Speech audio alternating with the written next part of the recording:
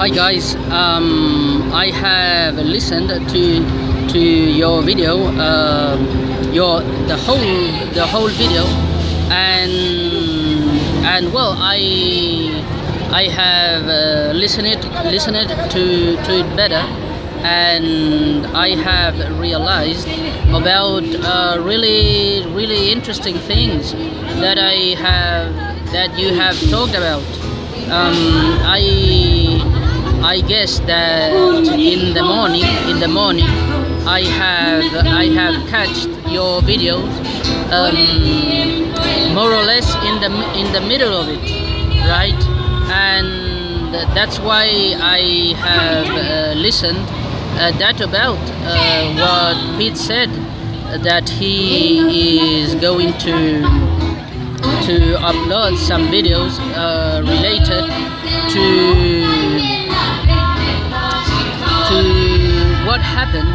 what happened in on the colonial period, on Australia. At first, I thought that a series that I have been posting here on Kangaroo English should be perhaps useful for you, but then I listened to yourself, to you, Pete, and I realized that that what you are going to talk about was just a topic that I didn't tackle on my videos. So it'll be really interesting. As you have said, between the colonists and the Aboriginal people, there were lots of little battles, right?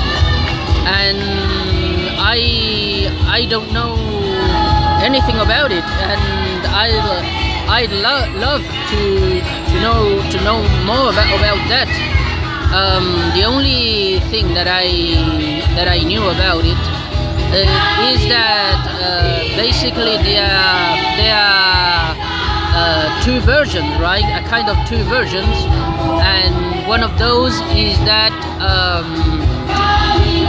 this relationship was a kind of friendly, right? But I knew that there is another point of view as well. Basically history happens these kinds of things. Is perhaps it's not two versions, right? But it's a kind of different points of view, right? So, well, something similar happens in my country as well.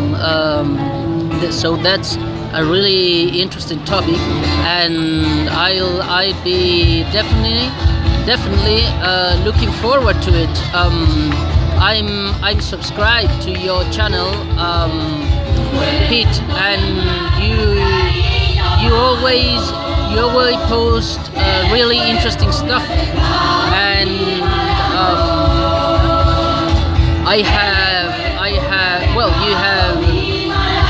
you have had really interesting conversations.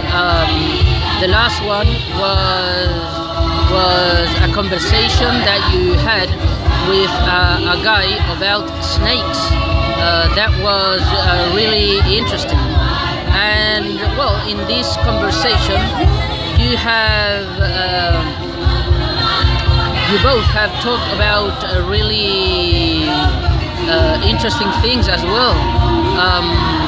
For example, you both have been talking about learning languages, and that's true that most people from English-speaking countries are really not that interested on learning other languages, and but from other countries are more keen on it. And there is something that happens as well that you have mentioned, that basically we as English learners, we are in a funnel, right? I have looked up that word. We are in a funnel because there are so many resources on the internet to learn English, but they aren't so many resources to learn other languages, right? So, well, I have to say that I guess that I want to learn a little bit. I don't know how more I'll deepen it, and I want to learn a language called Mapudungun, right? It's a local language from the indigenous people from here, and it's not easy to learn, right? Because there are no many resources to learn it. So perhaps I in some months time I'll be able to say some basic stuff, and in Mapudungun it will be really interesting. But as you say, basically it is something different that happens. That happens depending on what's your aim about learning English. If your aim is really communicating and interchanging, right, with other people, when that happens, you have to deepen the language a little bit more, right? You have to deepen the language. But if your aim, your objective is to only know a little bit of it, it's more easy, in quotes, right? In quotes, it's not easy, but you don't deepen on those languages because your aims are to only speak a little bit, you know. But when you want to really immerse yourself in a culture, it's harder to switch from a language to another one. And I have a piece of paper here, guys, yeah, well, something that you, Pete, have mentioned is that if you move to an English-speaking country, for example, that's not a guarantee to at the end finally speak English, right? To practice your English thoroughly, right? Because sometimes you move to an English-speaking country and you don't get out of your comfort zone, right? So that is a really worth piece of advice, right? For example, I have been to Australia for more than 4 years ago, and well, I was a month over there, right? But I didn't practice my English very much because, well, I have an uncle who lives over there, and he speaks Spanish, right? So, and he practically he's forward to receiving a relative and speak Spanish, right? He doesn't have much opportunities to speak Spanish, so he wanted to speak Spanish, right? So I didn't cease on that moment to practice English very much, but well, I seized on that moment to talk with my uncle, right?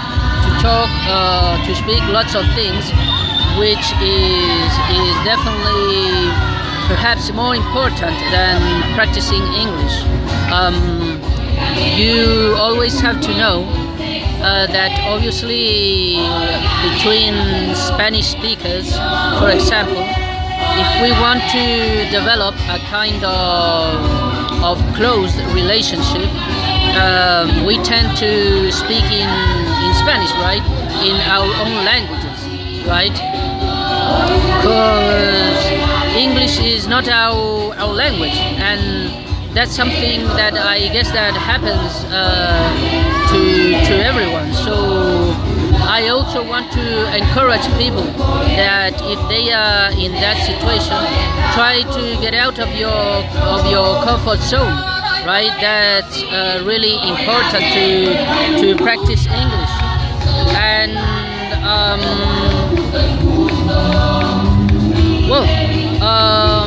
I guess that that's all what I have written down from your video. And well, my video is now longer than 12 minutes, and it's definitely enough. So I want to thank you again, guys, for your really interesting video, and I'll definitely be looking forward for your next one, Christian and Pete.